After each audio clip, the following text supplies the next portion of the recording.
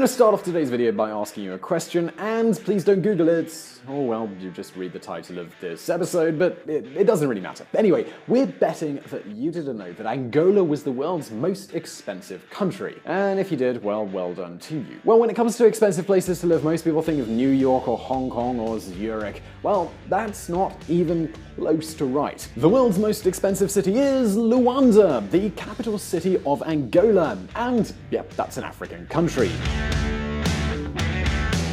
If you want to rent an apartment in Luanda, you can end up paying over $5,000 a month. How about the cost of a Big Mac menu at Mackie D's? Well, that's $19 American. And if you want to have an internet connection at home, well, you better hope you've got a healthy bank balance, because that's going to cost you around $300 a month. No, we're not kidding. Alright, so now you might be wondering, what the hell is going on in Angola? Is this some sort of extremely wealthy country that no one knows about?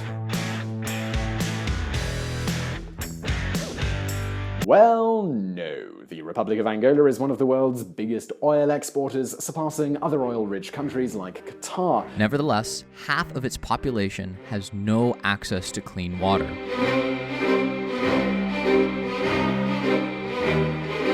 2 out of every 3 children suffer from malnutrition, and 1 out of every 6 dies before reaching 5 years of age.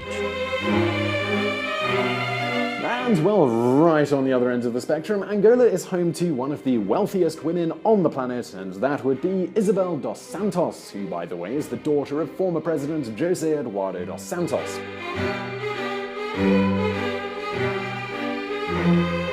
At this point, you might be figuring out what's going on here. Ah, yes, Angola is one of the most corrupt countries on the planet. Indeed, it was home to one of the biggest financial fiascos in recent years, with several companies losing billions of dollars in this country. Well, perhaps this is no surprise to you. I mean, at the end of the day, Angola is still a third world country. Nevertheless, there is a question that must be asked here. How did they get here? How could a country possibly have such a bizarre economy? And more importantly, how is it possible that the ruling party manages to keep control of this country? Well, today we're going to answer those questions, but first we do need to have a look at the history. Diamonds, blood, and diplomacy? The first thing we need to understand when we talk about Africa is that most of the African countries were colonies in past centuries. European powerhouses like Belgium, France, and Portugal invaded most of the continent, imposing rules and treating the natives like animals. Angola, it was no exception. Until 1975, Portugal made a fortune with its diamond mines in the country.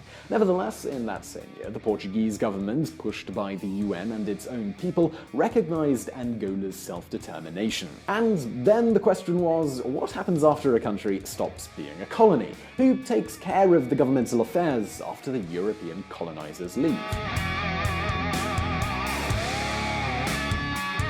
Well, instead of answering this question by calling for elections, the many Angolan tribes created different fronts and started a civil war. Well, that was a conflict that then went on to last 25 years, and there are still parts of the country today where you can't go because they're just covered in landmines. In case you don't know what a landmine is, it is a bomb that you bury underground. Then when someone steps on it, it explodes. And, well, now you might be wondering, how is it possible that such a poor country could afford all of those weapons? I mean, it was a big, long civil war.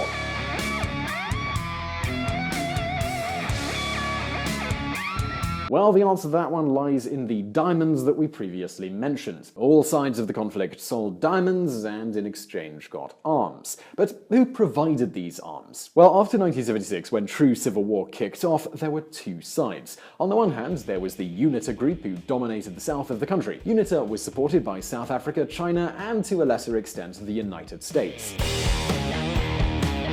Those were the days of the Cold War, and every war in any part of the globe was seen as a good opportunity to weaken Soviet influence. Plus, it was known that Angola had oil reserves. This also explains why the Soviet Union wanted to take part in the conflict too. They were supporters of the Angolan People's Liberation Movement, or as they called it, the MPLA. For most of the war, this leader of the MPLA was José Eduardo dos Santos. Now, dos Santos did have the support of the Soviet Union, but interestingly, the country that offered the most support was actually Cuba. Damos ningún interés material y los imperialistas es lógico que no lo entiendan. Estamos cumpliendo. We are following our internationalist duty when we help the people of Angola. Fidel Castro, he didn't stop at selling weapons to Dos Santos. He sent over 30,000 troops to the country. But not only that, during the 1980s, the area that was under the MPLA control received a lot of doctors and engineers from Havana.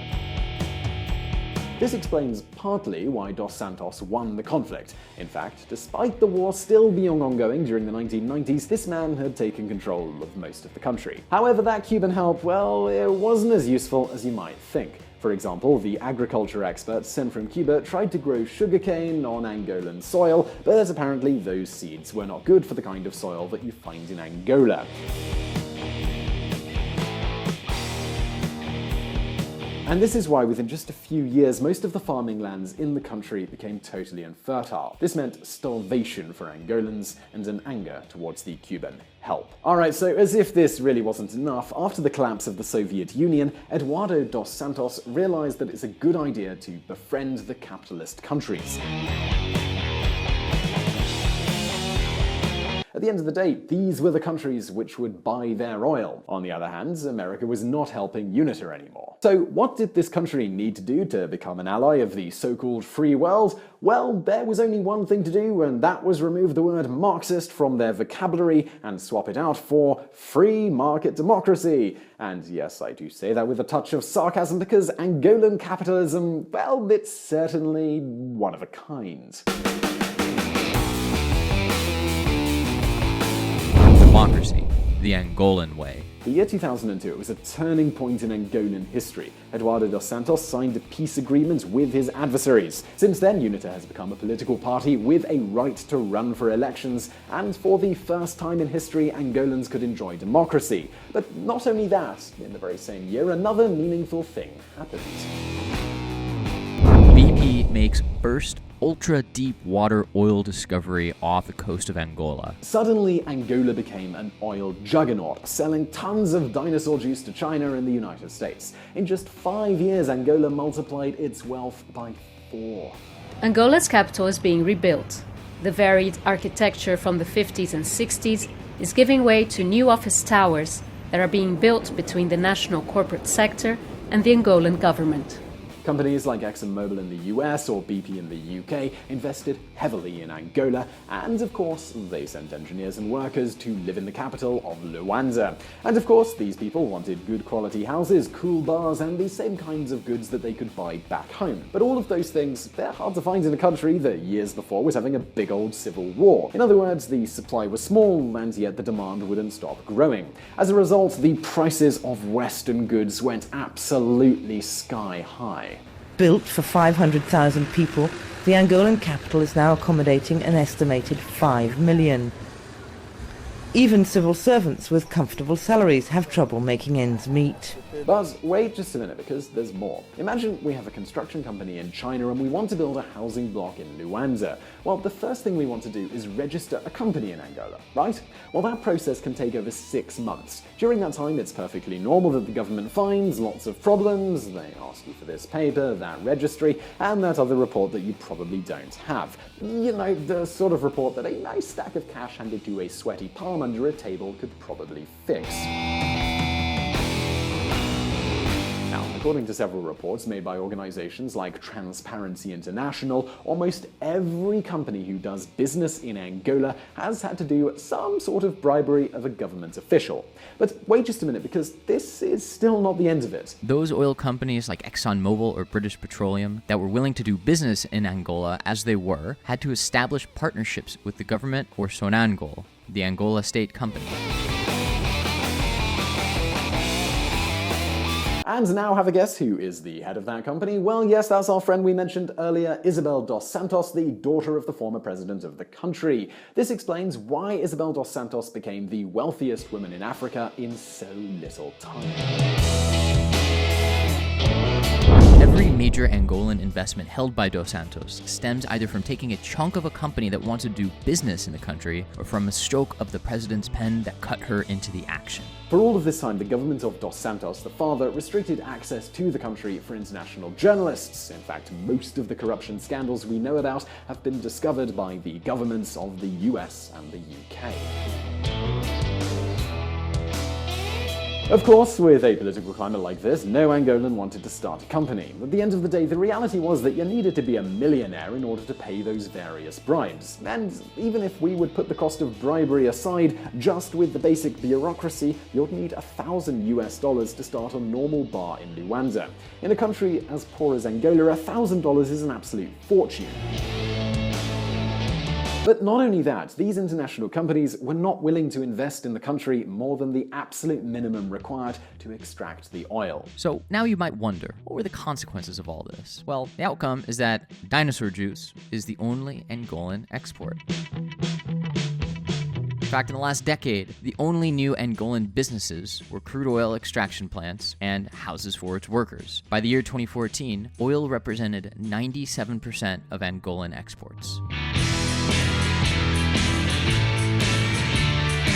Now, at this point, if you're a regular VisualPolitik viewer, you might be thinking, this sounds pretty familiar to me. And that's probably because you've seen our videos on Venezuela, a country with a similar economic system. Just like what happened to Nicolas Maduro's country, when the oil market price went down, Angola went right along with it. So now let's get back to the example of the Chinese construction companies. Many companies from China invested millions building entire neighborhoods for expat professionals coming to the country. But now there's no more oil industry, and therefore there's no more workers. 4-lane highways without cars, schools with no pupils. In under 5 years, a Chinese company built Quilamba using Angola's oil credit lines with China. But parts of Quilamba feel like a ghost town. In summary, there is only one winner in that story, and that person is Jose Eduardo dos Santos and his daughter Isabel, who has already invested these enormous profits overseas. Most of the big Portuguese firms, from GALP to Unitel, are now under the control of this family. If Portugal was a colonizer in the past, well, they've now become Angola's money launderer. Angolan elites have sent an estimated $190 billion out of the country, and while the entire country is having a crisis, Isabel Dos Santos, who identifies herself as entrepreneur on her Twitter account, goes out with celebrities like Kim Kardashian. All of this being said, you might have guessed that the Dos Santos family is not that popular in Angola, right? Well, not really. In fact, their political party, the MPLA, keeps stealing the show election after election, getting over 70% of the votes. This past August 2017, Angola held an election, and despite the fact that Jose Eduardo dos Santos was not a candidate anymore, his party won again. And so now you might be wondering, well, why does this happen? Well, I'm afraid that we're probably never going to know. Angola rejects EU election observers. And now the question really becomes, is it going to be possible for Angola to get rid of this corrupt ruling class? Can they follow the trend of those African lions like Ghana or Rwanda? Well, let us know what you think in the comments below. And by the way, I'd like to recommend another political channel which has great information about geopolitics. If you like us, you'll like them. Do check out the Caspian Report. You can find a link in the description. And also don't forget to check out the Reconsider Media podcast. They provide the vocals in this episode that are not mine. And don't forget to subscribe to this channel. We put out brand new videos every Monday and every Thursday, so do subscribe to get those. And as always, I'll see you in the next video. And if you want to learn more about politics and hear even more of my lovely voice, you can join us at Reconsider Media. We have a podcast at reconsidermedia.com/podcast. See you there.